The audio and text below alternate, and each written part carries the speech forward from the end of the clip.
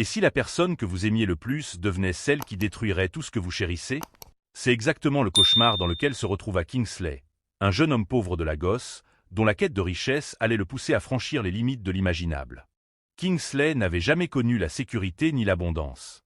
Son père était mort quand il avait à peine 7 ans, laissant derrière lui une veuve fatiguée et 5 enfants à sa charge.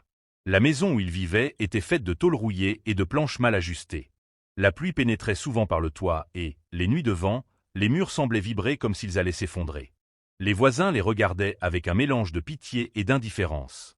Et dans cette pauvreté, Kingsley grandissait, conscient que chaque jour serait un combat pour la survie. Chaque matin, il se levait avant l'aube pour parcourir les rues de Lagos, chercher un petit travail, vendre de menus objets au marché, nettoyer des chaussures ou transporter des sacs. Le soir, il revenait avec des mains vides ou à peine un peu d'argent pour acheter du riz et du haricot pour sa famille. Et chaque soir, en voyant la fatigue sur le visage de sa mère, il se jurait que sa vie allait changer. Pourquoi certains naissent-ils dans le luxe tandis que d'autres sont condamnés à la misère? Pensait-il souvent en regardant passer les voitures rutilantes et les hommes d'affaires en costume, qui semblaient tout posséder, comme si la chance leur appartenait par droit divin.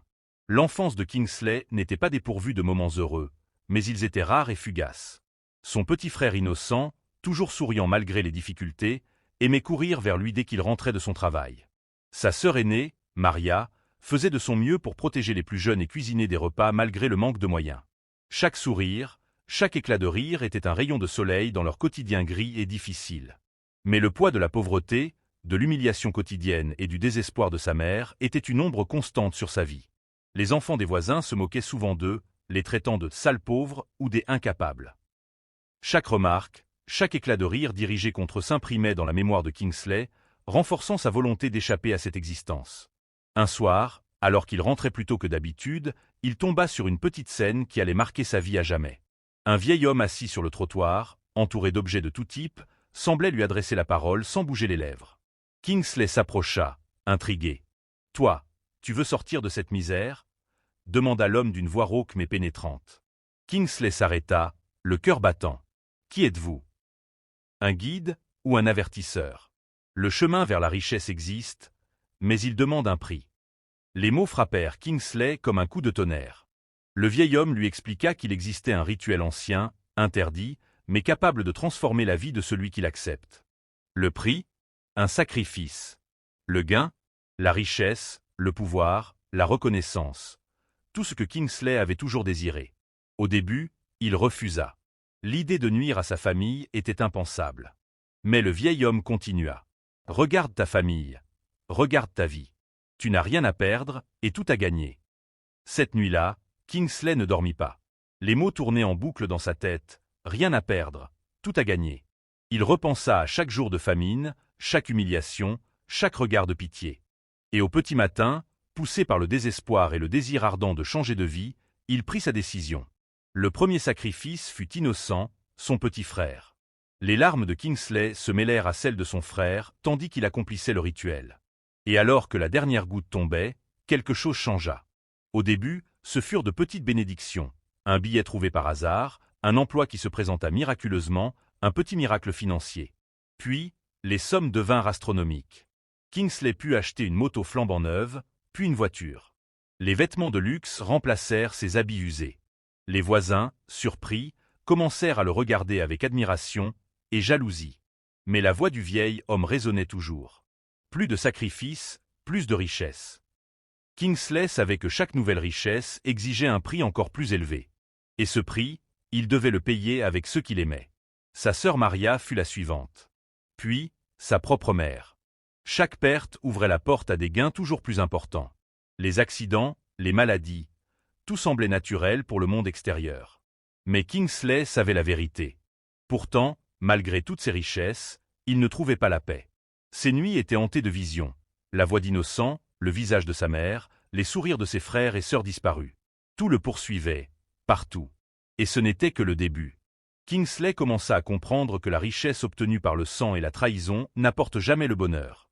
Chaque billet, chaque bien matériel était entaché de culpabilité et de douleur. Il était devenu riche, c'est vrai. Mais à quel prix? Il regarda un soir sa maison, immense et luxueuse, et pensa à la petite cabane qu'il avait quittée.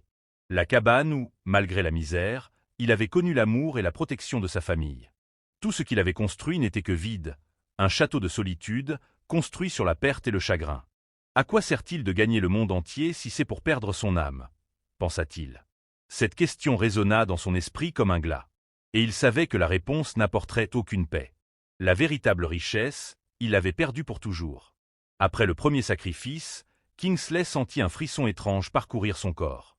La culpabilité, le remords, la peur, tout cela se mêlait à une sensation nouvelle, le pouvoir. Pour la première fois, il tenait entre ses mains l'outil qui pouvait changer sa vie. Et, étrangement, cette sensation était addictive. Au fil des jours, des semaines, l'argent commença à affluer. Une petite entreprise locale lui offrit un poste inattendu. Il avait juste à accepter et à montrer ses compétences. Chaque paiement reçu semblait bénir sa décision passée. La moto qu'il avait vue passer devant lui quelques mois plus tôt devint la sienne, puis la voiture. Ses vêtements se transformèrent en marques luxueuses et ses voisins, étonnés, commencèrent à murmurer « C'est incroyable ce jeune homme, il a changé du tout au tout ». Mais même au sommet de cette apparente réussite, Kingsley ne pouvait oublier ce qu'il avait fait. Chaque fois qu'il posait les yeux sur un billet, il voyait le visage de son petit frère, innocent, souriant avant de disparaître à jamais. Ces images le hantaient jour et nuit, comme une malédiction silencieuse. Un soir, il s'assit dans son immense villa, entouré de luxe, mais seul. La pluie tambourinait contre les vitres, et les éclairs illuminaient la pièce de temps à autre. C'est là qu'il entendit la voix du vieil homme, comme un murmure dans l'air. Plus de richesse, plus de sacrifices. À cet instant, Kingsley comprit que la pente qu'il avait choisie était glissante et infinie. Chaque gain entraînait un prix plus élevé, et il n'y avait aucune limite. La peur s'installa, mais elle fut rapidement étouffée par l'avidité. Le deuxième sacrifice fut sa sœur aînée, Maria. Chaque nuit, il l'observait dormir et se demandait comment il pourrait briser son cœur et celui de sa mère en accomplissant le rituel. Mais quand il vit le vieil homme apparaître dans ses rêves, lui murmurant qu'il n'y avait pas d'autre chemin, il céda. Le rituel accompli, une vague de prospérité frappa sa vie plus fort que jamais. L'argent semblait tomber du ciel. Les affaires s'ouvraient d'elles-mêmes, les opportunités se multipliaient, et même les ennemis semblaient disparaître ou se rallier à lui. Kingsley comprit alors que la magie du rituel était réelle, mais qu'elle venait avec un prix invisible qui le rongeait de l'intérieur. Alors que ses richesses grandissaient, son comportement changea. Il se détacha peu à peu de ses amis d'enfance et de la communauté qu'il avait connue pauvre. Les visages familiers qui autrefois lui souriaient avec affection le regardaient maintenant avec suspicion, jalousie et parfois peur. Les voisins commençaient à murmurer derrière ses épaules, mais personne ne connaissait la vérité. Il rencontra des hommes puissants dans les affaires, des figures mystérieuses qui semblaient le reconnaître pour ce qu'il était devenu. Il ne voyait pas seulement l'homme riche, mais l'homme capable de tout pour obtenir ce qu'il voulait. Et cette réputation lui donna un pouvoir immense. Pourtant, chaque jour, la culpabilité revenait. La mémoire de sa mère, des rires de ses frères, le visage d'innocent, tout cela le hantait. Les nuits, il rêvait de ses victimes, et parfois, il entendait leur voix dans la maison, chuchotant son nom, lui demandant pourquoi il les avait trahis. « Pourquoi, Kingsley? Pourquoi as-tu fait ça ?» Ces voix ne le quittaient jamais vraiment, même lorsqu'il s'asseyait dans son luxueux fauteuil ou qu'il mangeait dans sa cuisine opulente. Chaque bouchée de nourriture semblait avoir un goût amer. Chaque sourire forcé dans le miroir était une torture silencieuse. Un jour, alors qu'il discutait avec un partenaire d'affaires, un homme âgé à l'allure sévère, celui-ci l'interrogea. « Tu es jeune, Kingsley. Mais que feras-tu lorsque le monde entier saura ce que tu as fait ?» Kingsley hésita, sentant un frisson glacé parcourir sa colonne vertébrale. « Personne ne saura jamais. C'est mon secret, mon choix. »« Un choix qui te hantera jusqu'à la fin de tes jours, » répondit l'homme, les yeux perçants. « Et même l'argent ne pourra pas l'effacer. » Ces mots le suivirent comme une ombre, et pour la première fois, il envisagea qu'il pourrait y avoir un prix supérieur à l'argent, un prix que ni lui ni personne ne pouvait payer. Puis vinrent les sacrifices suivants. Chaque fois qu'il résistait à l'idée de nuire à un être cher, une occasion unique d'accroître sa richesse disparaissait. C'était comme si la fortune elle-même le testait, exigeant toujours plus, et le forçant à franchir des limites qu'il n'aurait jamais imaginées. Avec chaque sacrifice, sa fortune grandissait, mais son âme se ternissait. Les gens autour de lui commençaient à remarquer son changement. Son regard, autrefois vif et curieux, était maintenant froid, calculateur, presque effrayant. Ses rires étaient mécaniques, ses gestes précis, comme si chaque action faisait partie d'un plan invisible. Kingsley commença à perdre le sens des émotions humaines. Il se sentait puissant, invincible, mais profondément seul. La richesse avait un goût amer. Les amis qu'il croyait sincères s'éloignaient ou devenaient des instruments pour des alliances commerciales. La trahison et la manipulation devenaient ses outils quotidiens. Chaque soir, il regardait la ville depuis sa villa. Les lumières brillaient comme des étoiles dans l'obscurité, mais lui, au milieu de tout ce luxe, se sentait enfermé dans une cage invisible. La cage de ses choix, de sa soif de pouvoir, de sa culpabilité. Et c'est à ce moment précis qu'il réalisa la terrible vérité. La richesse obtenue par la trahison n'apporte jamais la paix. Il pouvait acheter tout ce qu'il voulait, mais jamais le sourire de sa mère, jamais l'innocence de son petit frère, jamais la chaleur d'une famille unie. Cette révélation frappa Kingsley comme un éclair. Il comprit que la vie qu'il avait bâtie sur le sang et la douleur n'était qu'une prison dorée. Et pourtant, malgré la peur et la culpabilité, il savait qu'il ne pouvait pas revenir en arrière. Le rituel avait scellé son destin, et chaque nouvelle richesse l'éloignait de l'homme qu'il avait été. Les jours, les semaines, les mois passèrent, et Kingsley, désormais immensément riche, se sentait plus prisonnier que jamais. Chaque pièce d'or, chaque billet, chaque bijou semblait briller avec un éclat malsain, lui rappelant ce qu'il avait perdu. La villa, immense et luxueuse, était silencieuse, presque glaciale. Les rires de sa famille, les odeurs de cuisine de sa mère, les courses folles avec Innocent.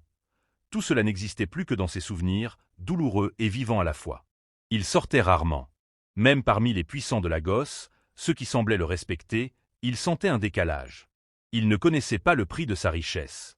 Il ne savait pas que derrière les comptes bancaires, les voitures et les villas se cachait un homme rongé par la culpabilité, incapable de retrouver le sommeil sans cauchemar. Un jour, alors qu'il passait devant un marché qu'il avait connu enfant, il s'arrêta. Les souvenirs le submergèrent, les cris joyeux des enfants, l'odeur du pain chaud, les rires de sa mère et de ses frères. Il s'aperçut que, malgré toute sa richesse, il n'avait pas acheté une seule de ces choses. La chaleur, l'innocence, l'amour.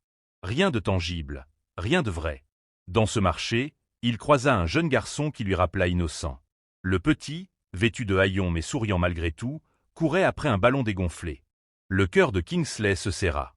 Il voulut crier, courir vers lui, mais la réalité le rattrapa. C'était une image, un miroir de ce qu'il avait détruit. Les rumeurs commencèrent à circuler dans le quartier. La disparition de sa famille éveilla des soupçons. Des voisins parlaient, murmuraient, se demandaient pourquoi l'aîné, si prometteur autrefois, avait soudainement changé. Kingsley avait peur, mais son orgueil et sa cupidité le retenaient d'expliquer quoi que ce soit. Il s'enferma dans son château de verre et de béton, entouré de gardes et de barrières, mais l'intérieur restait vide et glacé. Une nuit, seul dans sa villa, il fut réveillé par un étrange bruit, un grattement contre la fenêtre. Son cœur battait à tout rompre. Il pensa d'abord à un intrus, mais lorsqu'il se rapprocha, il vit un petit carnet posé sur le rebord. Il le prit, l'ouvrit, et vit une seule inscription. Chaque richesse a un prix, mais l'âme ne se rachète pas. Les mots, écrits à l'encre noire, le frappèrent avec une intensité qu'il ne pouvait ignorer. Pour la première fois, la peur n'était pas celle des autres, ni des autorités, mais celle de sa propre conscience. Chaque sacrifice, chaque action, chaque gain matériel se retournait contre lui, comme une chaîne invisible. Il repensa à Innocent, Maria et sa mère. Les visages de ses frères et sœurs morts se mêlaient aux souvenirs des moments heureux. Il se mit à marcher dans les couloirs de sa villa, touchant chaque meuble, chaque objet de luxe, et se demanda à quoi tout cela servait. Les murs semblaient se refermer sur lui, et il comprit, l'argent, la gloire, le pouvoir, tout cela était inutile. « Que ai-je fait » murmura-t-il. Les souvenirs du vieil homme, celui qui lui avait promis la richesse en échange de sacrifices, revinrent. Sa voix froide résonna dans son esprit. Plus de richesse, plus de sacrifices. Mais maintenant, Kingsley comprenait. Il avait tout sacrifié, mais le bonheur, la paix, l'amour véritable, cela, il ne l'avait jamais eu, et il ne l'aurait jamais. Les jours suivants, il tenta de retrouver un sens à sa vie. Il chercha à réparer ses erreurs, à retrouver le monde qu'il avait perdu, mais tout semblait impossible. Chaque visite au marché, chaque tentative de parler à ses anciens voisins le confrontait à l'ombre de sa culpabilité. On chuchotait derrière son dos, et il ne pouvait rien y faire. Même ceux qui tentaient de lui sourire semblaient savoir qu'il était devenu un homme brisé. Un soir, il décida de quitter Lagos. Il prit un vol pour une ville lointaine, pensant que l'éloignement pourrait apaiser son esprit. Mais le luxe, les hôtels somptueux, les restaurants 5 étoiles, rien ne pouvait remplacer ce qu'il avait perdu. Chaque pièce d'or, chaque billet, chaque parfum luxueux ne faisait que renforcer la solitude, et chaque réflexion sur les sacrifices passés devenait un couteau dans sa conscience. Il se rappela alors un souvenir lointain, quand il avait 12 ans. Sa mère lui disait « Kingsley, le vrai pouvoir ne se mesure pas en argent, il se mesure en amour et en responsabilité. » Ces mots, qu'il avait ignorés enfant, résonnaient maintenant avec une clarté douloureuse. L'homme riche qu'il était devenu comprenait enfin la profondeur de ce que sa mère voulait lui enseigner. Mais le prix était trop lourd, irréversible. Kingsley comprit alors que la véritable richesse n'est pas celle que l'on peut toucher ou compter, mais celle que l'on ressent, le rire d'un frère, la sécurité d'une famille, la chaleur d'un foyer. Il avait tout échangé contre du vide et des illusions. Les nuits, il pleurait seul, avec pour seule compagnie les fantômes de ceux qu'il avait perdus. Dans ses derniers instants de réflexion, il se rappela la première fois qu'il avait cédé à la tentation. Il avait pensé « Je le fais pour eux, pour sauver ma famille ». Mais maintenant, il savait que l'avidité avait tout corrompu.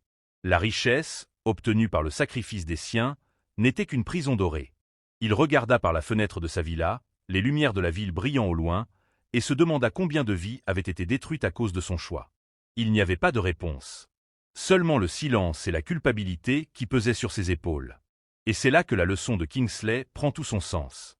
Bulle de pensée, à quoi sert-il de gagner le monde entier si l'on perd son âme? Les spectateurs, en écoutant cette histoire, se retrouvent face à une vérité universelle. La richesse sans amour, sans famille, sans intégrité, n'est qu'un mirage cruel. La vie de Kingsley est un avertissement. Chaque choix a un prix, et certains prix ne peuvent jamais être remboursés. Les dernières images dans l'esprit de Kingsley furent celles de son enfance. Innocent courant dans la cour, Maria cuisinant avec sa mère, les rires, les câlins, et il comprit enfin que rien dans le monde ne remplacerait jamais ces moments. Il s'assit seul dans son fauteuil, la pluie tombant sur les vitres, et laissa échapper un long soupir. La richesse matérielle n'avait pas de valeur face à la perte de l'essentiel. Et dans ce silence, la vérité se fit claire. On ne peut jamais acheter le véritable bonheur. Il faut le chérir avant qu'il ne disparaisse.